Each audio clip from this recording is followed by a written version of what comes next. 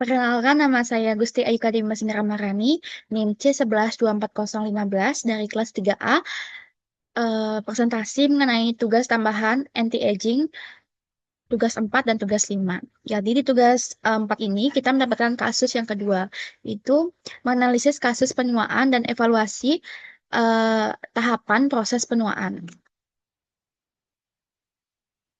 Jadi kasus 2 ini ada data seorang laki-laki mantan supir truk antar kota dengan riwayat hidup yang cukup aktif dan penuh tekanan, ia sering bekerja lembur hingga malam hari, merokok sejak usia 18 tahun dan baru berhenti pada usia 60 tahun.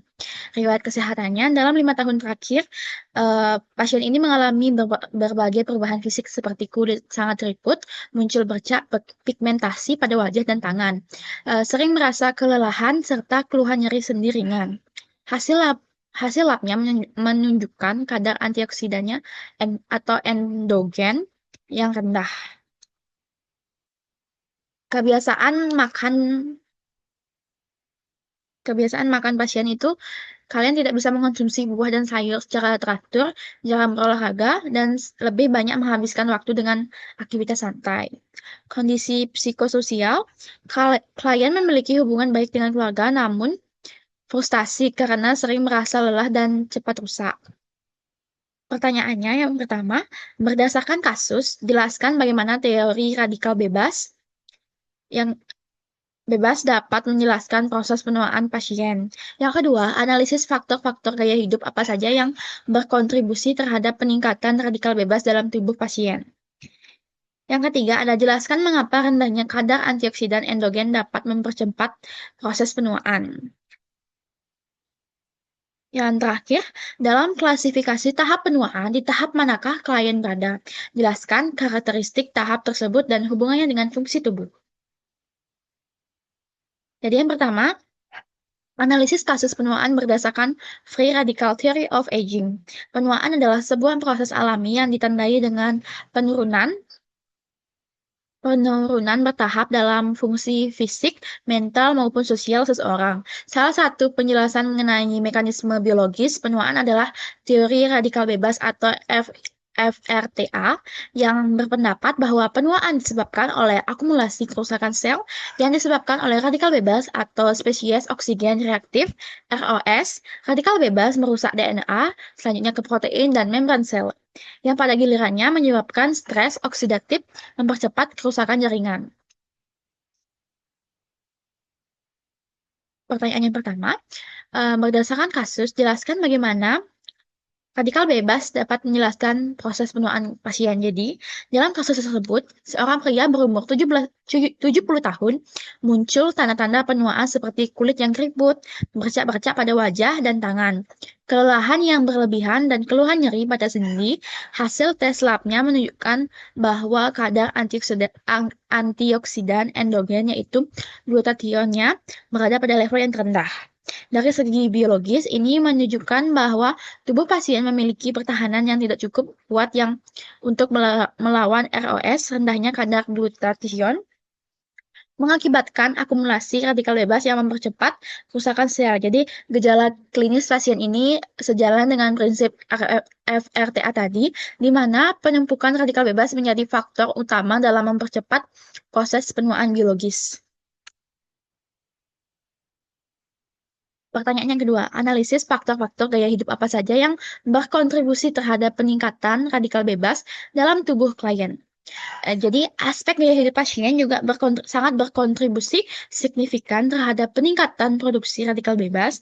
Pasien yang telah merokok sejak usia 18 tahun sampai berhenti di usia 60 tahun, asap rokok itu mengandung ribuan senyawa oksidan dan mempercepat penuaan kulit, merusak kolagen, serta meningkatkan potensi penyakit degeneratif selain itu, pasien melakukan pekerjaan lembur hingga larut malam, yang membuat mengalami stres kronis. Stres dapat meningkatkan kadar hormon kortisol yang berhubungan dengan peningkatan ROS serta stres oksidatif. Jadi, kebiasaan hidup pasien yang jarang mengonsumsi buah-buahan, sayuran, itu bisa memperparah kondisi kesehatannya.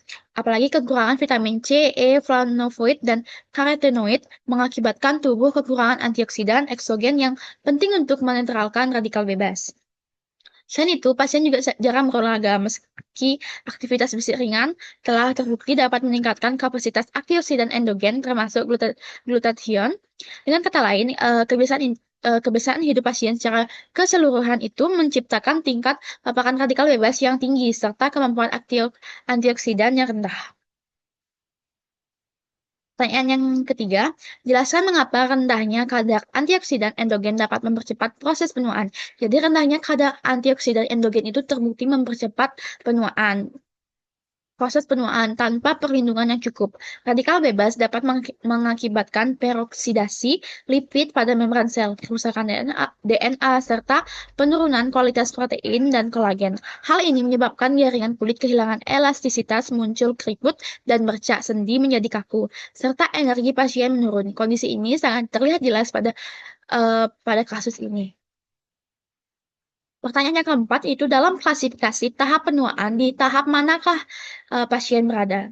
Jadi, berdasarkan klasifikasi yang tadi, tahap penuaan pria berusia 70 tahun ini termasuk dalam kategori usia lanjut akhir. Tahap ini disertai oleh penurunan signifikan pada fungsi organ, berkurangnya regenerasi sel, meningkatnya kerentanan terhadap penyakit degeneratif, serta berbagai keluhan fisik seperti kelelahan, nyeri sendi, dan perubahan pada kulit. Dengan kadar antioksidan yang rendah dan sejarah gaya hidup yang tidak sehat, pasien berada dalam fase di mana tubuhnya tidak mampu melawan stres oksidatif dengan baik, sehingga proses penuaan sudah berjalan lebih cepat. Secara keseluruhan, kasus ini menunjukkan hubungan antara teori FRTA, bukti biologis, dan pola hidup pasien. Teori FRTA menawarkan penjelasan mengenai mekanisme penuaan yang terjadi karena akumulasi ROS. Bukti biologis bisa dilihat dari tes laboratorium dan tanda klinis pasien. Sementara kebiasaan hidup seperti merokok, stres, pola makan yang buruk, dan kurangnya aktivitas fisik itu akan memperburuk keadaannya. Dengan begitu, penuaan yang dialami oleh pasien adalah hasil dari interaksi antara mekanisme biologis dan gaya hidup tidak sehat. Jadi hubungan antara free radical theory of aging dan bagaimana itu dapat dikaitkan dengan kebiasaan hidup klien serta bukti biologis. Jadi free radical theory of aging ini itu teori yang menyatakan bahwa penuaan disebabkan oleh kerusakan sel dan jaringan yang diakibatkan oleh radikal bebas. Radikal bebas adalah molekul yang tidak stabil dan yang dapat merusak komponen sel, termasuk DNA, protein, dan lipid. Kerusakan sel ini dapat mengakibatkan berbagai penyakit dan mempercepat proses penuaan. Bukti biologisnya itu bisa dilihat dari kerusakan DNA, yaitu radikal bebas menyebabkan mutasi yang berkontribusi pada penuaan. Yang kedua ada stres oksidatif, yaitu meningkatnya radikal bebas berkaitan dengan penyakit seperti jantung dan kanker.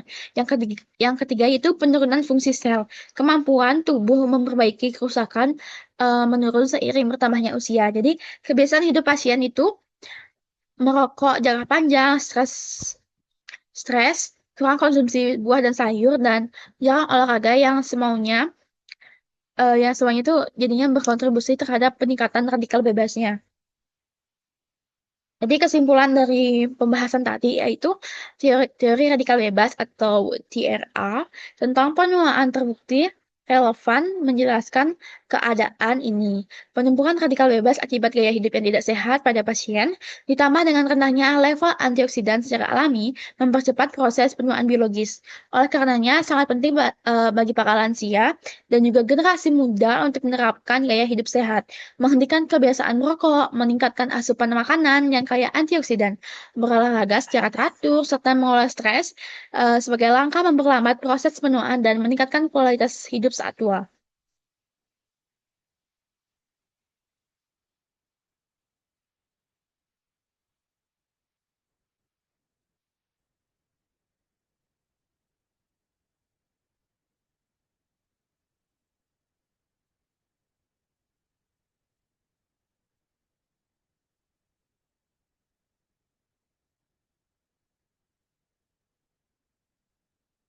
Selanjutnya, tugas 5 yaitu ada dampak penuaan dari sistem endokrin. Jadi, apa sih itu perubahan fisiologis? Perubahan fisiologis itu adalah penurunan insulin yang menyebabkan gula darah tinggi dan resiko diabetes. Penurunan GH, testosteron, dan estrogen membuat otot dan tulang melemah serta lemak tubuh meningkat. Jadi, gangguan tiroid itu menimbulkan kelelahan, depresi, dan metabolisme menurun. Peningkatan kortisol memicu stres kronis dan daya tahan tubuh melemah. Jadi, bagaimana sih caranya perubahan hormon itu? Jadi, yang pertama ada perubahan estrogen, yaitu menopause. Gejalanya itu seperti menstruasi berhenti, akhir masa tubuh. Menstruasi itu berhenti pada akhir masa subur. Yang kedua adalah gejala fisik yaitu hot flashes, keringat malam, dyspareunia, infeksi saluran kemih. Yang ketiga adalah psikologis yaitu mood swing atau depresi, kecemasan. Yang keempat ada osteoporosis dan resiko patah tulang, penyakit jantung, lipid dan tekanan darah terganggu. Yang kedua ada kelebihan estrogen atau hiperestrogenemis, yaitu yang pertama ada menstruasi tidak teratur, perdarahan abnormal. Yang kedua ada obesitas, yaitu lemak perut dan pinggul, retensi cairan. Yang keempat ada penurunan libido dan gangguan seksual. Yang kelima ada resiko kanker payudara dan endometriosis. Yang terakhir ada gangguan tiroid atau kelelahan metabolik.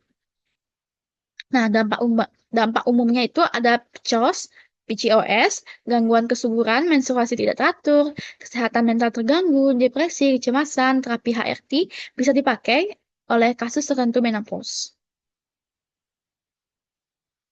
Jadi bagaimana sih biomarker penuaan endokrin itu? Yang pertama ada hormon pertumbuhan atau GH menurun seiring usia menjadi indikator kesehatan endokrin. Yang kedua ada kadar insulin dan glukosa mencerminkan adanya resistensi insulin pada lansia. Yang ketiga ada hormon tiroid T3, T4, TSH menunjukkan fungsi metabolisme tubuh. Yang keempat ada DEA menurun sehingga mempengaruhi vitalitas akan imunitas. Yang kelima ada testosteron dan estrogen menurun yang berdampak pada fungsi reproduksi dan metabolisme. Yang keenam ada kortisol, itu meningkat sebagai tanda stres kronis dan penurunan imunitas. Yang ketujuh ada GF1 yang itu menurun berkaitan dengan melemahnya otot dan tulang. Dan terakhir ada sitoksin pro-inflamasi meningkatkan sebagai tanda adanya inflamasi kronis.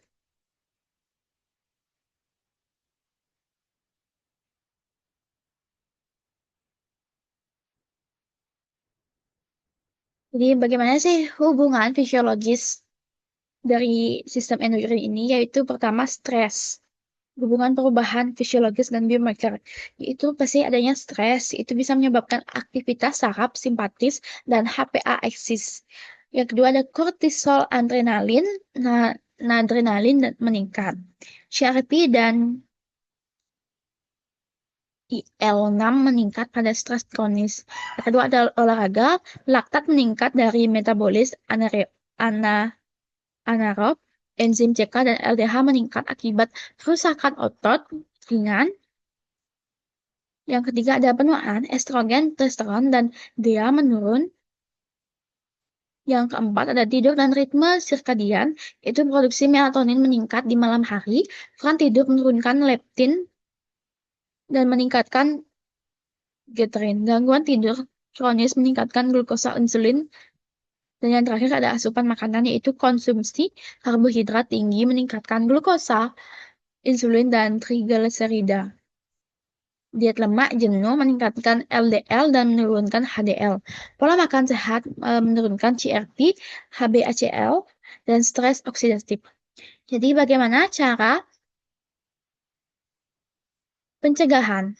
Jadi cara pencegahnya itu dengan pemantauan biomarker rutin, olahraga teratur, nutrisi seimbang, manajemen stres, tidur yang cukup, dan terakhir itu HRT, hormon responsiveness terapi, yaitu bagi kasus yang tertentu, menopause, defisiensi hormon berat.